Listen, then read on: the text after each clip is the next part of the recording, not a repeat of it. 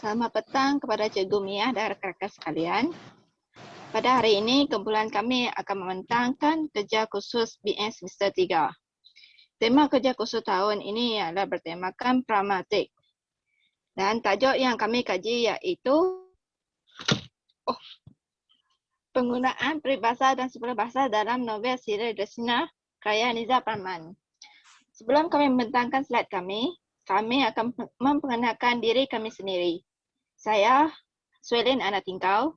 Saya Felicia Pradana Kolan. Dan saya Misfer Orlana Namejal.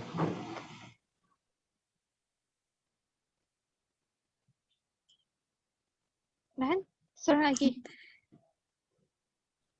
Dan saya Muhammad Fikri bin Hazman. Seterusnya saya akan serahkan kepada Fikri.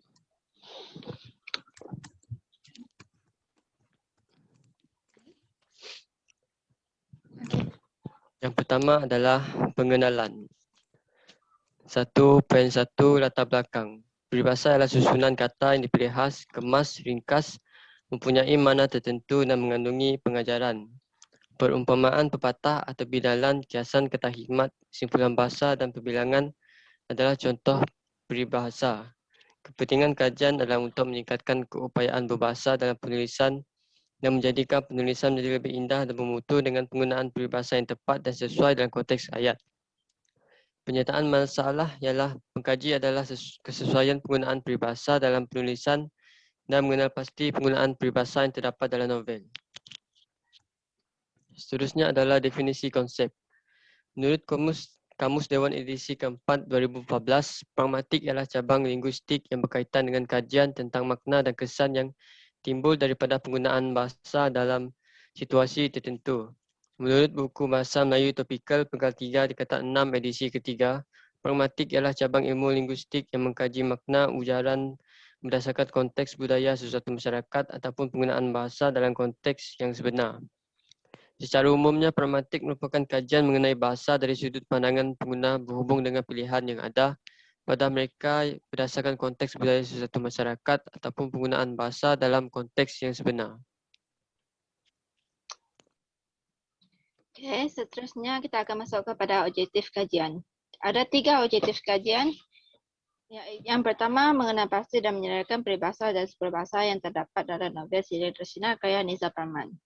Yang kedua pula, mengelaskan peribahasa dan simpulan bahasa mengikut jenisnya dalam novel serial Desina karya Niza Parman. Dan akhir sekali, mengkaji tujuan penggunaan peribahasa dan simpulan bahasa berdasarkan ayat. Dan seterusnya pula kepentingan kajian. Terdapat ada tiga juga kepentingan. Yang pertama, menjadi bahan panduan mengenai penggunaan peribahasa dan superbahasa mengikut jenis dalam novel serial Desina karya Niza Parman. Yang kedua pula, dapat memahami perbezaan peribahasa dan superbahasa dalam novel. Dan akhir sekali, menjadi sumber rujukan kepada pelajar mengenai peribahasa dan superbahasa dalam novel. Okey, kita pergi kepada skop. Yang pertama ialah fokus kajian ini adalah peribahasa dan simpulan bahasa dalam novel serial Desina karya Niza Parman. Yang kedua adalah untuk mengenal pasti dan menyelarakan peribahasa dan simpulan bahasa di dalam novel serial Desina.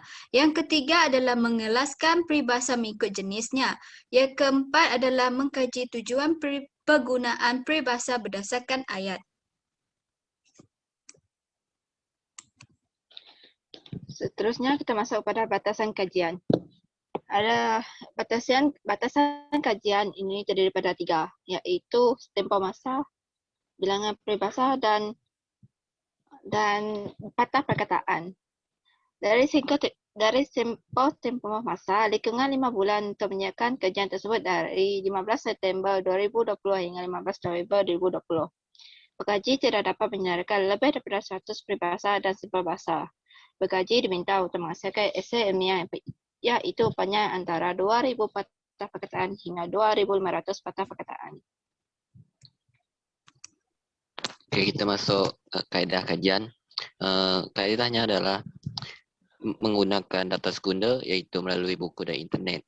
Untuk buku, iaitu buku ataupun novel, pengaji menggunakan buku teks Bahasa Melayu Topika Penggal 3 tingkatan 6, edisi ketiga. Untuk novel pula, iaitu Sirih Darsina karya Nizar Parman. Untuk internet, pengaji menggunakan internet untuk mencari rujukan tambahan bagi kajian ini. Untuk penganalisisan data, pengkaji-pengkaji data akan dianalisis dengan mempersembahkan perkataan-perkataan dalam jadual. Okey, kita pergi kepada dapatan kajian. 7.11 ialah mengenal pasti dan menyelarakan peribahasa dan simpulan bahasa yang terdapat dalam novel Sirih Darsina karya Nizar Parman. So, dia ada banyaklah seperti ulat melekat di daun, angkat punggung, berpelut tuba, bersekam mata, setapan telinga dan sebagainya.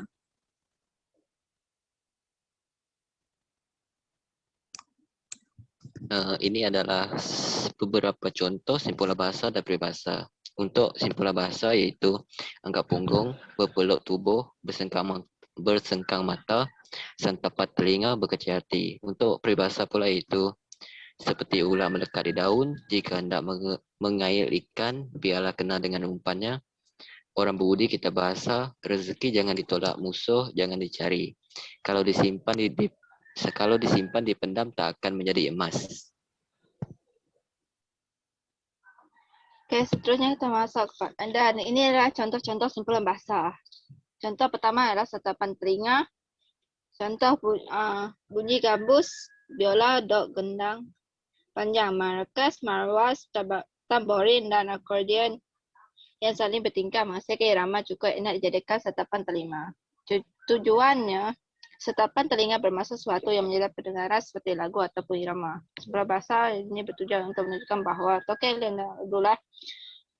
Lim dan Abdullah kaya menikmat dan menarik hati mendengar irama yang dipasangkan.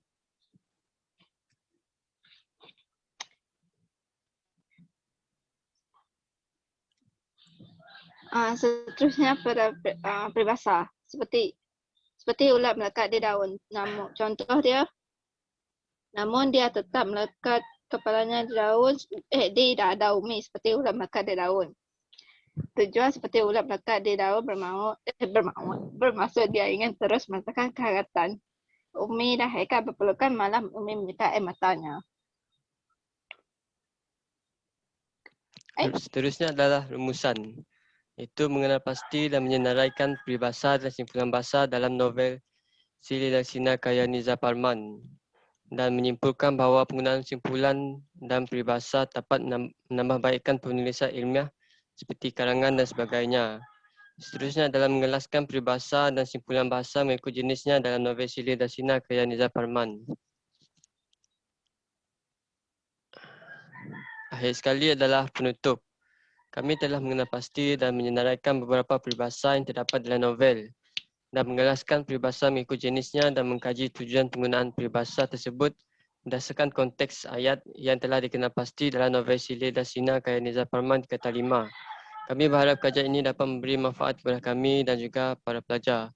Hal ini demikian oleh kerana pengetahuan pelajar dalam peribahasa dapat membantu pelajar menggunakan peribahasa dalam penulisan dengan tepat. Sekian, terima kasih. Dan terima kasih.